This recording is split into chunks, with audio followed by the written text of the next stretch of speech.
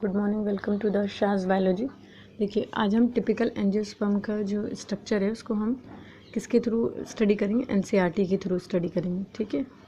A typical angiosperm anther is bilobed with each lobe having two theca. देखिए, एक जो angiosperm होता है ना, उसके अंदर क्या होता है, उसके अंदर बेसिकली ये होता है कि बाइलोब होता है, यानी इसमें दो लोब पाए जाते हैं। ठीक है, और दो थीका पाए जाते हैं।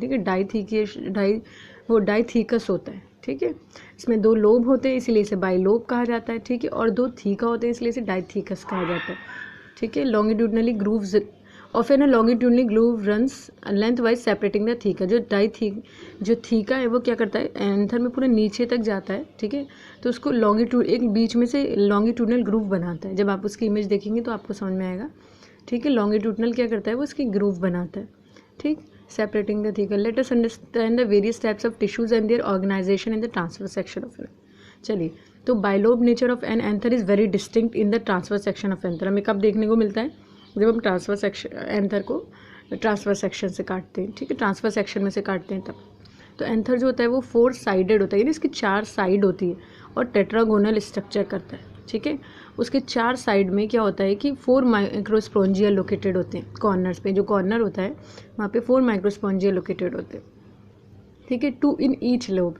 और हर एक लोब में अगर आप देखेंगे तो वहाँ पे हर एक लोब में 2 माइक्रोस्पोंजिया आपको देखने के लिए मिलते हैं। ठीक है, माइक्रोस्पोंजिया क्या करता है, डेवलप होता है और फर्दर पॉलन सैक बनता है। माइक्रोस्पोंजिया किस में डेवलप होता है, पॉलन सैक में बनता है। ठीक है, और ये पॉलन सैक क्या करता है, ये पूरी तरह से अंदर एंथर के पूरी तरह से पॉलन ग्रेन को पैक्ड करता है। ठीक है, they extend longitudinally all through the length of an anther and are packed with the pollen grain. ठीक है, तो पॉलन ग्रेन को क्या कर लेता है, पैक कर लेता है।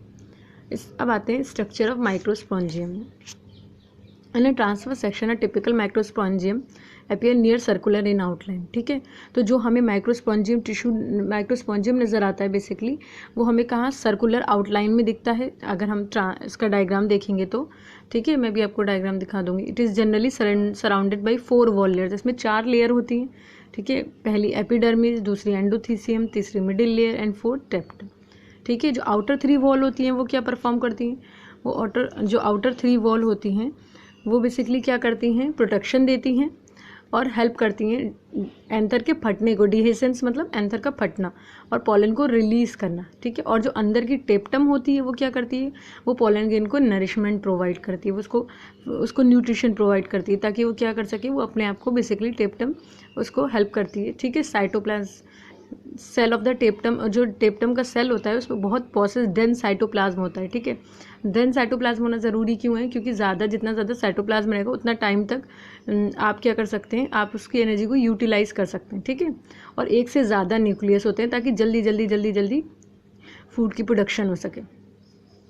ठीक, when the anther is young, group of compactly arrange homogenous cells called the sporogenous tissues occupy the centre of each. जब एंथर यंग होता है तो कॉम्पैक्टली अरेंज्ड होते हैं होमोजेनस सेल, वो क्या करते हैं, होमोजेनस एक तरह के सेल जिन्हें हम स्पोरेंजिनस टिश्यू कहते हैं, वो ऑक्यूपाई होते हैं कहाँ, सेंटर में, सेंटर ऑफ ईच माइक्रो। ठीक है, सेंटर ऑफ ईच। ठीक है, हर एक सेंटर में।